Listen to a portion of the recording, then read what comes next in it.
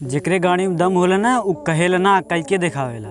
सारे तोने दोगलक पैदा हो तो दोगले होबा, कौनो इंसान ना होबे। कुछ समझ में आवत बा? हम बतावत थी का भाई।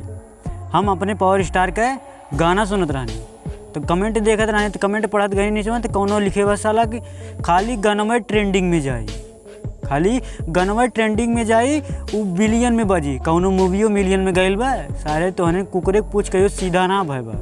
हम बताओ ना दिखावत है तोहने के दिखावत है कि कौन कौन उनकर मूवी मिलियन में बजल बा। हमारे पावर स्टार पवन सिंह के अगर उनकर फैन है ना तो चैनल के सब्सक्राइब कैला ताकि हम उनके बारे में जौन अपडेट देई वो तोहरे सभी जल्दी से जान ला। पहला मूवी चैलेंज 65 मिलियन व्यूज, दूसरा मूवी एक दूजे के लिए 2 18 मिलियन व्यूज, तीसरा movie crack fighter 77 million views, चौथा मूवी भोजपुरिया राजा ये 45 मिलियन व्यूज है ना बखाली, ये 45 मिलियन लोग जानत हैं कि भोजपुरी राजा पवन सिंह हैं। पांचवा मूवी जिद्दी आशिक 43 मिलियन व्यूज, छठवां मूवी वांटेड 35 मिलियन व्यूज। कुछ समझ में आए कि ना? अगर समझ में आए ठीक है, अगर ना समझ में आए तो कौनो बात ना, तोहरा सबको समझाऊ ना पाई।